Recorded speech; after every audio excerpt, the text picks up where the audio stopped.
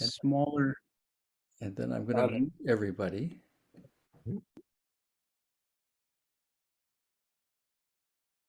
And then share the screen.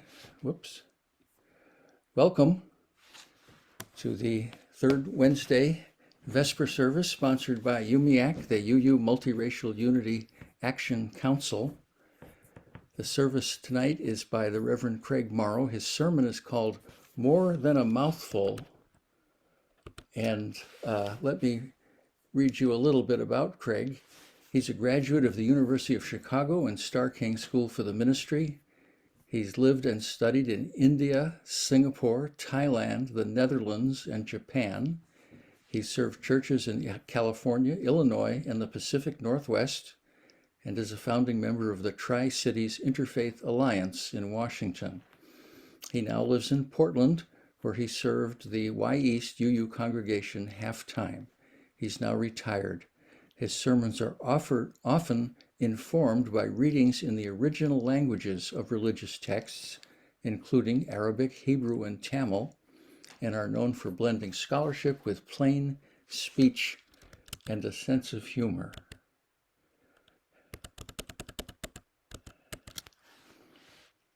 I'd like to make an announcement or two.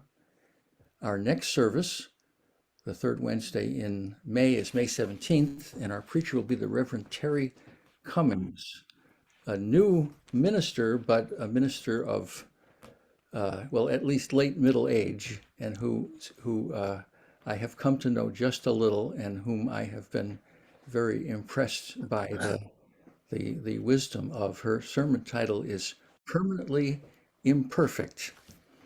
If you got a link for tonight's service from that email address, you'll automatically get one for next month's service unless you opt out. In the meantime, if the link was forwarded to you by someone else, then they may not forward it to you next time, so you might want to get on our list. And the way to do that is just send an email to that email address, Richard, the numeral 3, the word point, @gmail.com, and I'll put you on the list.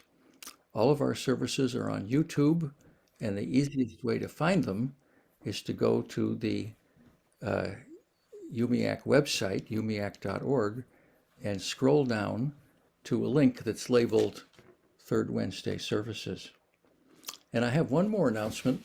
On May 13th, that's the Saturday before our next Third Wednesday service, UMIAC is going to conduct a convocation that'll last an hour and a half on Zoom. It will start at 11 in the morning. That's a Saturday, May 13th, Central Time. So that's noon Eastern Time and 10 Mountain and 9 Pacific. And the title of the convocation is In the Beloved Community, Everyone is Allowed to Speak. And it will take up such issues as the expression beloved community, which we associate with M.L. King Jr., and which the current UU national officials use a lot. We want to talk about that. We want to talk about love, which is the center of the ideological takeover of national UUism that's going on right now. We want to talk about that. And we want to talk about freedom of speech as really the most fundamental aspect of the Enlightenment culture, which we are all so indebted to, and which is, of course, being suppressed at the moment by the national UU officials.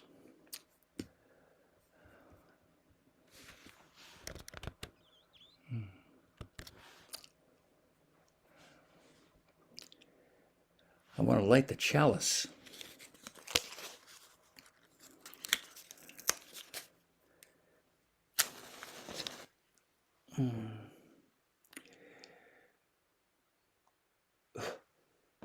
We gather this hour as people of faith, having sorrows and joys and needs and gifts.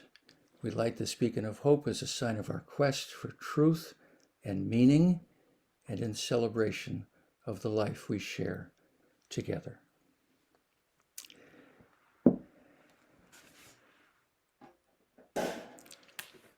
And now our opening hymn is gathered here, and it'll be performed by the chancel choir of the Unitarian Church of Oakland.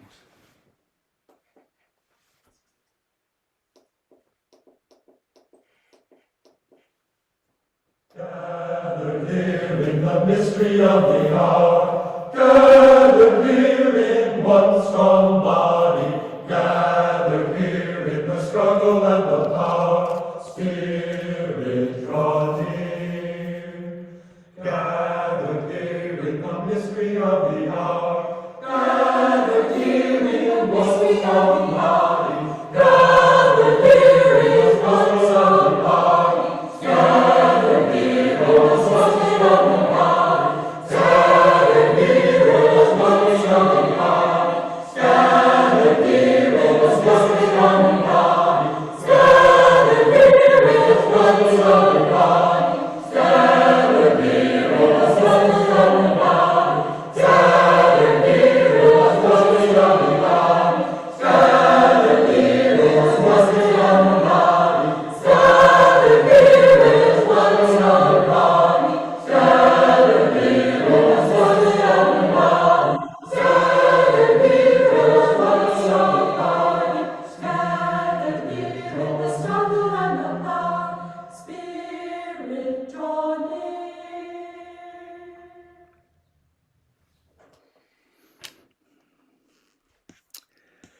It is the mission of the Unitarian Universalist Multiracial Unity Action Council to carry out and foster anti-racist and multiracial unity activities both within and outside the Unitarian Universalist Association through education, bearing witness, and other actions, and expansion of our membership both within and outside the walls of our congregations.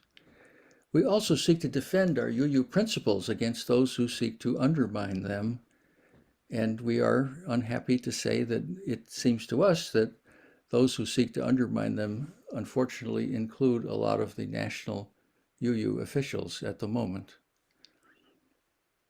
We envision our congregations, denomination, and society as not being color blind, but color appreciative, as judging and treating members of the world's rank and file by the content of their character, not the color of their skin or their cultural heritage, and as treasuring diversity in the context of the beloved community. We call this vision multiracial Unitarian Universalism.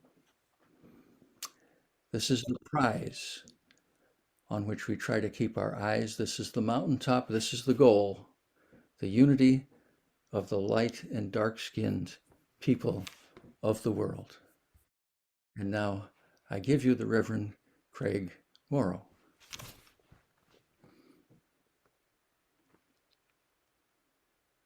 Who needs to? Thank you. Thank you very much, Richard. Yeah, I need to unmute.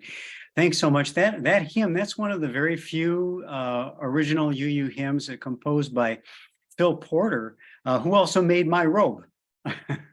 So he was a very, very talented fabric designer and made my robe over 40 years ago, the robe I wore when I was ordained in Berkeley, California. Well, today, before starting my reading and sermon, I'd like to draw your attention to the section in our Principles and Purposes statement that refers to the sources of our living tradition, including wisdom from the world's religions, which inspires us in our ethical and spiritual life. Though the tone of the statement is calm and gentle, it's really quite bold. We're saying that we will test and measure today's ways and means by standards first proposed in ancient China or India, Europe, Africa, or Arabia, proposed by persons both like and unlike ourselves in language, complexion, and way of life. We'll listen to all voices, not just to those that say yes to who we are and what we do, but also to those that tell us when we come up short. When we affirm that these sources inspire us in our ethical and spiritual life, we are saying a mouthful. not just admiring some ornamental pearls of wisdom from the world's religions.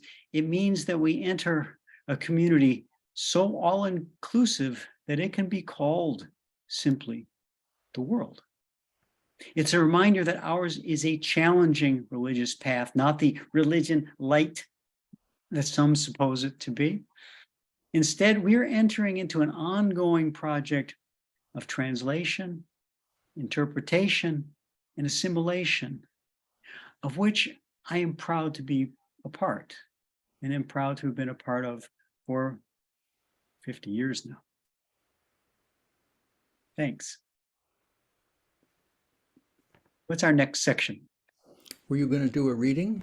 Oh, no, oh yeah, wait a minute. I did my introduction to my reading without my reading.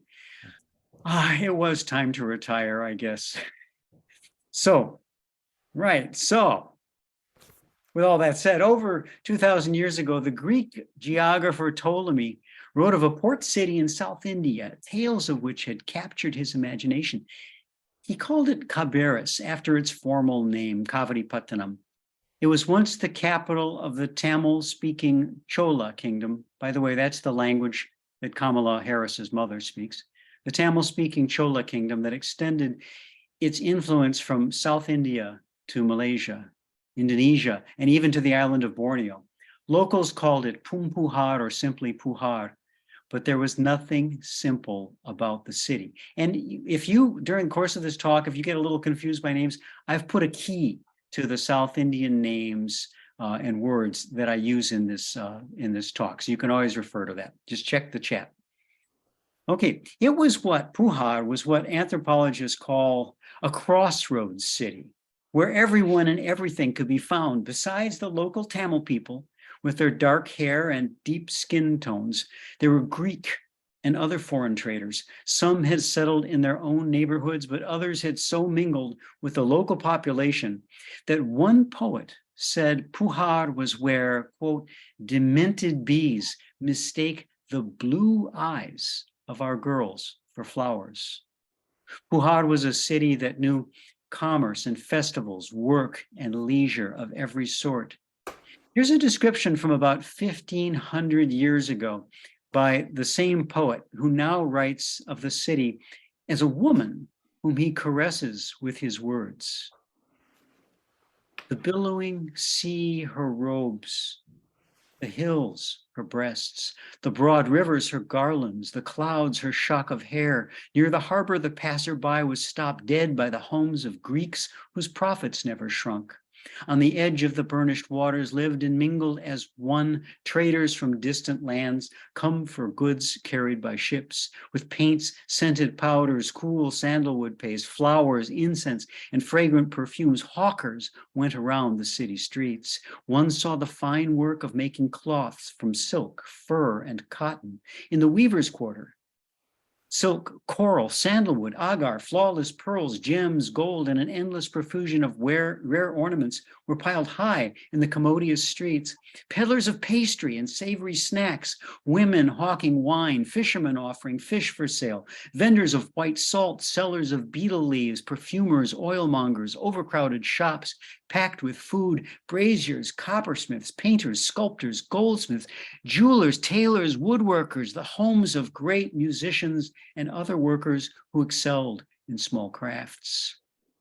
All had their homes in the suburbs of the city. In the city itself stood the Kingsway, the flagged car street, the market square, the boulevard where merchant princes dwelt, the houses of landed families and their tenant farmers, of physicians, astrologers. In separate houses lived charioteers, bards, panurgists, astronomers, handsome dancers, harlots, actresses, flower and beetle girls, maidservants, professional musicians, drummers of various sorts, and comedians. Comedians even. What great city can get by without them?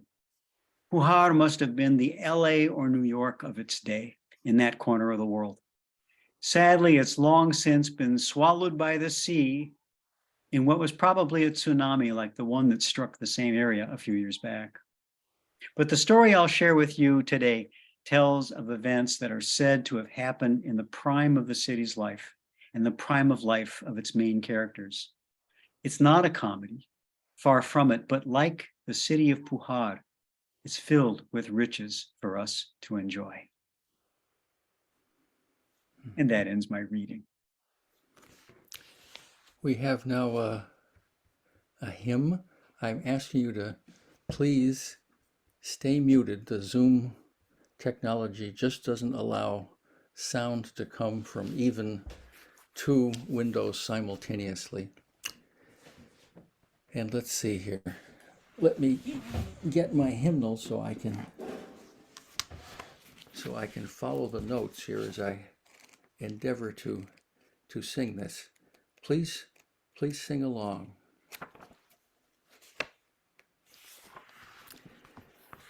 Every night and every morn, some to misery are born. Every morn and every night, some are born to sweet delight. Joy and woe are woven fine, clothing for the soul divine. Under every grief and pine runs a joy with silk delight. It is right, it should be so. We were made for joy and woe, and when this we rightly know, safely through the world we go. Thank you, Richard. So we ready for the sermon? Yep. Good. Well, this is the sermon. This is the kind of work that I thought we, as Unitarian Universalist ministers, were supposed to do. That we were supposed to dive deep into something unexpected and come up with what we find, from dark places, deep places, bright places. And I hope that we can get back on that path. And that's all I'm going to say about our current struggles with the national organization. Okay, well, Silapadiharam. That's a mouthful to say. It's also the name of the poem that I quoted in today's reading, a religious epic composed around the 5th century of the Common Era. That's the era that we used to call AD. In accordance with the common Euro-American belief that all history either leads to or follows from the events narrated in another piece of religious literature called the New Testament. The New Testament, while not exactly an epic poem, shares some features with Greek epics such as the Iliad and the Odyssey. These texts have some significant female characters like Helen of Troy, whose face launches 1,000 ships, or Mary, who gives birth to Jesus. There's the woman who rubs Jesus's head with fragrant oil, wets his feet with her tears, and dries them with her hair. Such women do serve as examples or even help to get the action going, but then that action is carried forward almost entirely by men. All the real heroes are male. South Indians' Silapadiharam is an exception to this rule. Its action begins with the wedding of the year in the delicious city of Puhar, to which we've already been introduced. Kovalan and Kanaki are the son and daughter of two of Puhar's most prominent merchant families. Both are utterly gorgeous. This is Brad Pitt and Angelina Jolie a few years ago. Their lovemaking is described in the language of the Tamil poetic tradition, using its full erotic power to caress the rises and folds of the human body with savoring, detailed attention. More than a mouthful, it's a multi-course feast. But the lovemaking in the Silapadiharam is not confined to the beautiful home of this beautiful couple. Not long after their marriage, a dancer courtesan named Madhavi makes her debut to great fanfare in the city. Kanaki is a natural beauty, calm, kind, and gracious. But Madhavi has an army of personal trainers, groomers, and publicists, plus an arsenal of ornaments, body and hair care products, including, quote, perfumed oil made of 10 astringent lotions, 5 spices, and 32 varieties of herbs. I'll be taking orders later. But she dances, she sings, she spends all of her time practicing how to present herself. Please don't misunderstand. Madhavi is not a bad person, far from it. But she's a super enhanced female who has been taught to make her living by being precisely that. No matter who you were, Madhavi held your attention. One of those onlookers at her debut is Kovalin. Senses dazzled, he buys her garland from her maid and so by custom becomes her husband. His real wife waits for him at home. The months stretch on and he does not even bother to send her word of his whereabouts. Oh well, before long the whole city knows anyway. But also before long, Kovalin discovers that such a super enhanced woman is not super easy to be with. He's spending everything he's got to keep her in the many things she needs. When he leaves her at last in a peak of jealousy, he's flat broke and has run through his real wife's money too. So now he drags his sorry carcass back to Kanaki, who welcomes him home without question. It's over with Madhavi, he says, and he means it.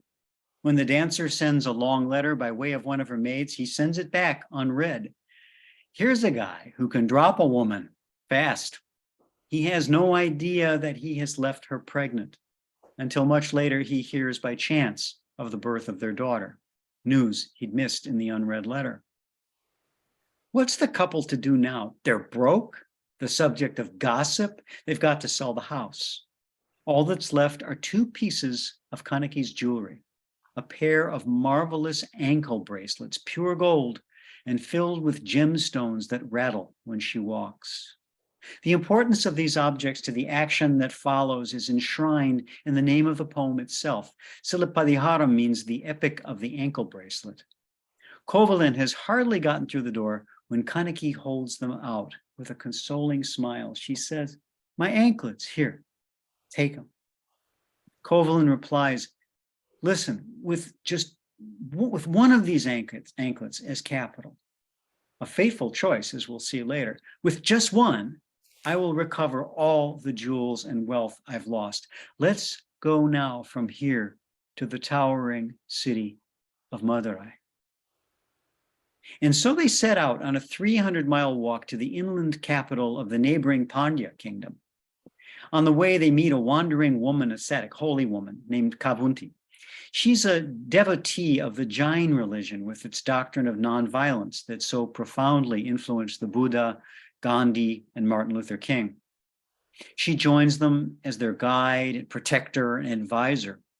She's used to an austere life, getting by with just the bare essentials and making long journeys on her own. So when she sizes up Kanagi, the city girl raised in comfort, she's doubtful and says to Kovalin, "Look, it's going to be hot. In the forest, huge jackfruits might fall and clobber us, and their acidic pulp will burn her soft feet. There are big river otters that will scare her, and lots of jagged stones. Otters and jackfruit and stones, oh my! Otters and jackfruit and stones, oh my!" But just as it was with Dorothy and her lions and tigers and bears in The Wizard of Oz, all this fretting about Kanaki's tenderness is a setup for later, when she shows the world how, though small, she's not so meek. Now it's time to set up for what happens when the travelers reach Madurai. Anthropologists contrast a crossroads city like Puhar with a walled city like Madurai or Oz.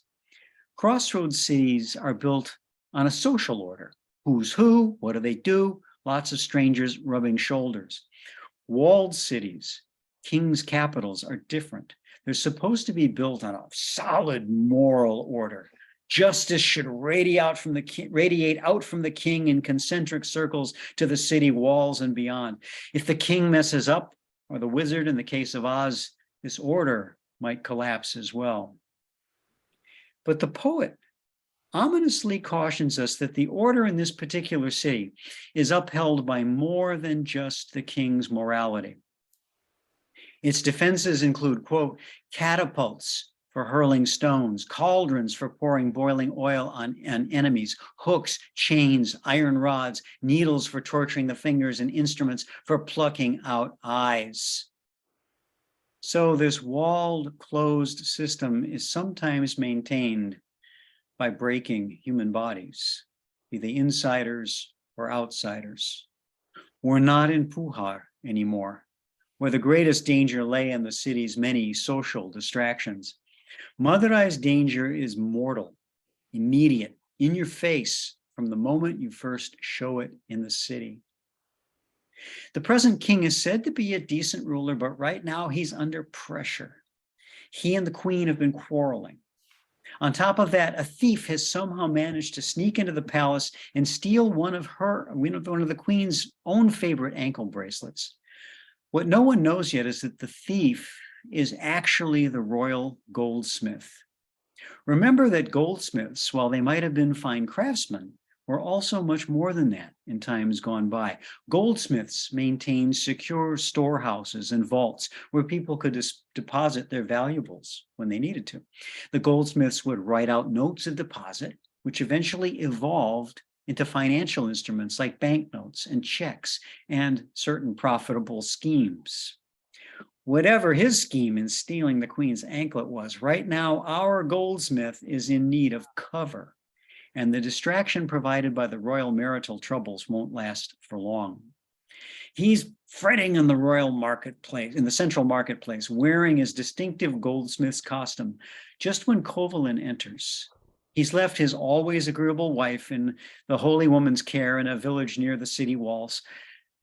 Seeing the goldsmith, Kovalin approaches him, shows him Kaneki's anklet, and asks for an estimate of its value. Well, for this goldsmith, it's priceless, worth much more than a matched pair would have been, since only one of the queens was missing. He says to himself, before anyone finds out that it was I who stole the queen's anklet, I will accuse this stranger from a foreign land of the theft and expose him before the king. That's it. Blame it on the foreigner, on the newcomer, to deflect attention from your own crimes. It's a scene worthy of Shakespeare or Washington, D.C. Let the outsider go down for my clever inside schemes. But to Kovalin, the goldsmith is all smiles. No one should own such a masterpiece but the queen. I'll contact the palace and I'll get you such a deal. He sends word to the palace, all right. Word that he's caught the anklet thief. Better come get him. The news reaches the king just when he has come to his wife's chambers to try to reconcile with her. Good timing for the goldsmith's scheme. Bad timing for Kovalin. Ordinarily, we're told, this king would have observed due process, tried the case himself, and heard the evidence before passing judgment. But he's distracted by his rift with the queen, and here's a perfect chance to regain her favor fast. He dispatches some guards to go with the goldsmith with the orders to simply kill the thief and bring the anklet back. And that's the end of Kovalin.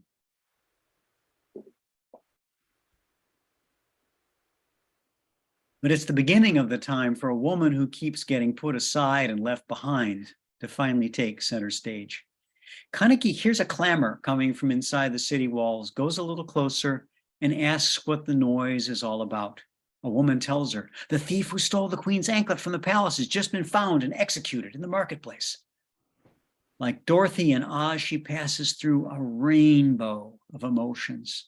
First, she springs up in a rage, then faints. She cries till her eyes are red, but then they turn steely. She announces to the crowds that she has lost her husband, quote, through the fault of a king despised by his own people. And no one contradicts her on this point, so maybe His Majesty's approval ratings weren't so high after all. The dancer Madhavi had sent publicists around Pujar for her performance debut. Now Kaneki herself goes around Madurai, denouncing this injustice to everyone she meets, and the people's hearts are moved. Someone shows her Kovalin's body, but it's as if she can't see it. She can't stop to grieve. She keeps moving. Her energy is terrifying, almost inhuman.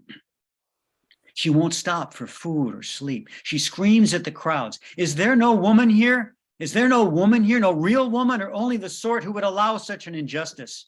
Is there no man in this land? Is there no honest man, or just the sort who only protects his own kin? Is there no God? Can there be a God in a land where the sword of the king murders innocent strangers? Is there no God? No God?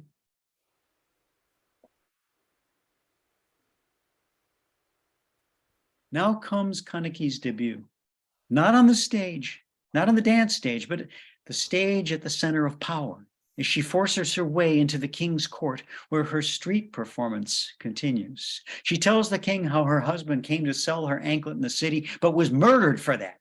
She closes her accusation by saying, I am his wife. Kaneki is my name.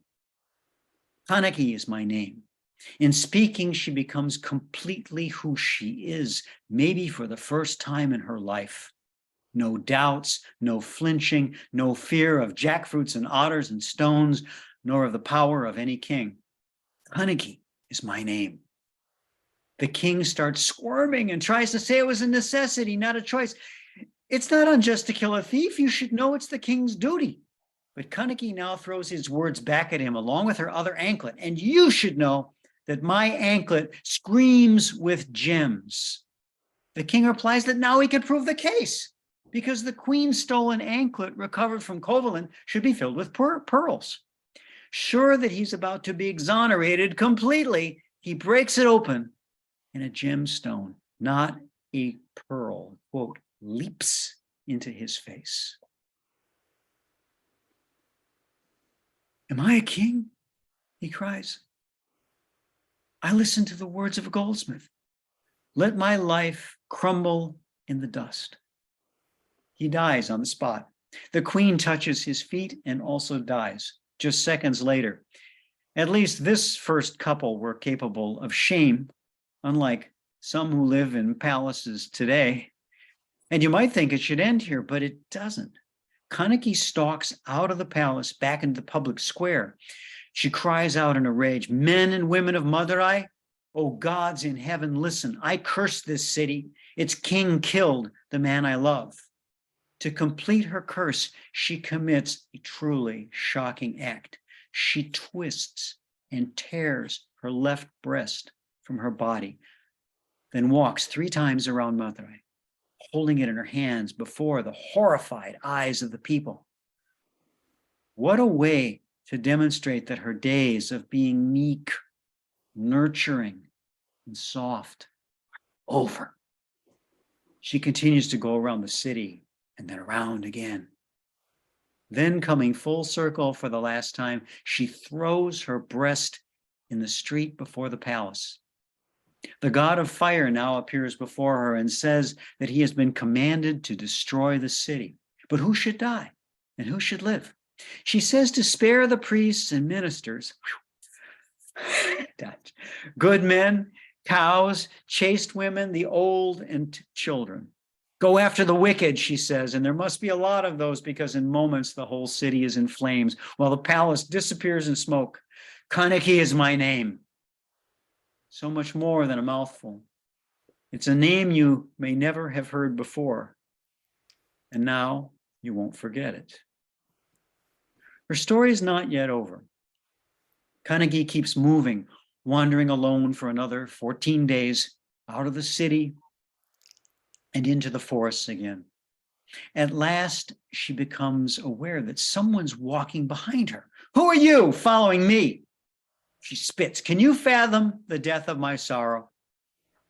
The follower turns out to be a goddess, the guardian deity of the city. She explains that Kovalin himself had been a soldier in a previous life and had killed a merchant under circumstances similar to the events that had just transpired. Karma, right?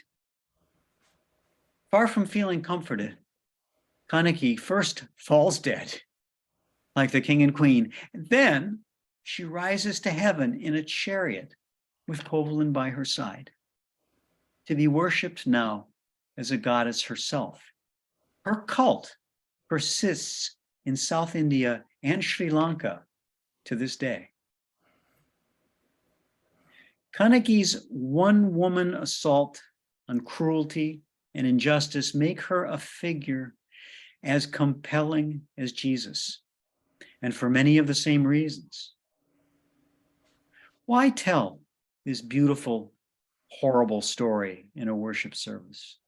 Why, in so many of our neighbor churches, etc., do they tell the beautiful, horrible story of someone who dies on a cross with nails through his hands and those feet once washed with a woman's tears and dried with her hair, a crown of thorns upon that head once rubbed with perfumed oil? Both stories are almost unbearably graphic reminders of how injustice backed by power tears not only at our principles, but at our very flesh and bones. Bodies depicted with such tender love in the beginning become fiery symbols of the Spirit by the end. Though both die in despair, those who come after find hope in their stories. Maybe finding hope in such stories helps teach us to find it everywhere. Maybe finding hope in such stories helps teach us to find it everywhere. To find a way to sing through the worst misery we can imagine. To lift with our voices a sweet, spacious chariot up from darkness and death all the way to the heavens. Cultivating this ability is one of the most essential tasks of religion, whether it's 2,000 years ago or today. It may be no more than an accident of history that the Silappadiharam is only known around South India, while the New Testament has spread around the world. I submit to you that neither one is inherently more compelling than the other, nor any less. Of course, I don't celebrate how Carnegie damages her body as she calls out injustice, nor do I celebrate how the mortal points of Jesus' story are punctuated by thorns and nails and a spear in his side. But I do celebrate that together we keep a religious tradition that invites us to experience the power of both sacred stories without asking us to set one above or below the other. I think we need unbearable stories and images as much as we need beautiful and soothing ones. We need the complex as much as we need the simple, the many-faceted gems like the Silappadiharam, as well as little pearls of wisdom from the world's religions, which inspire us in our ethical and spiritual life. I hope I've given you more than a mouthful of such gems today, a pocketful at least, or maybe two. I hope you'll take them home and share them, and then return to us again. The Tamil people don't say goodbye when a visitor leaves. They say, go and come. Poitava. And the visitor replies, I go and come. Poitavaren.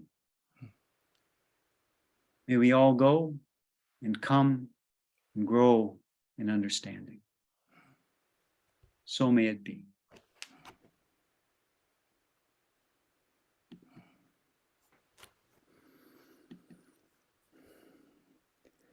Thank you, Craig. We don't pass a plate, of course, but we stick in a few words, hoping to encourage people to join us. If you join us, we ask you to give us $30 a year. We try to spend it well. We are one of the 4, I guess now, resistance groups in the UU world. We're the resistance group that focuses on the what we think is the racist anti-racism program of the national UU officials. They claim they're fighting racism, but we feel in fact that the their approach is seriously misguided and can do nothing other than make racism worse. We consider our mission to supply UU congregations with something that the UUA seems no longer able to supply, namely sensible advice on approaches to racial justice. And now, join with me, if you will, in our closing hymn.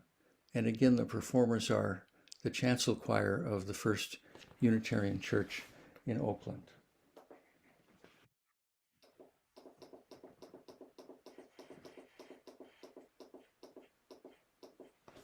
What wondrous love is this, O my soul, O my soul? What wondrous love is this, O my soul?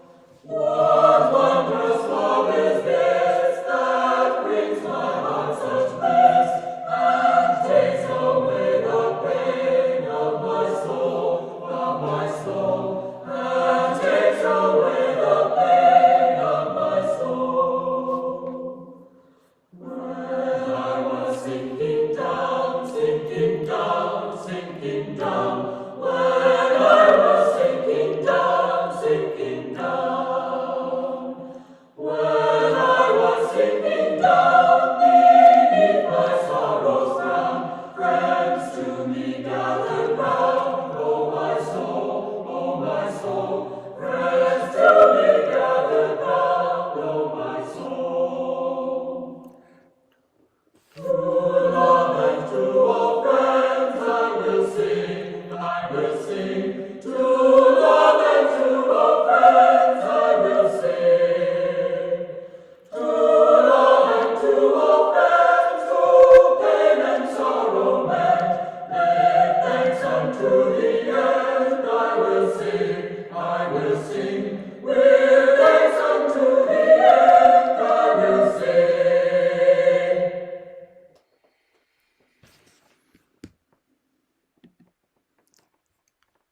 Craig, do you have closing words? I do. I just love that. Isn't that hymn beautiful? You can always tell the difference when you get those Southern harmony or shape note hymns compared to those sort of Germanic ones. Mighty fortresses are God.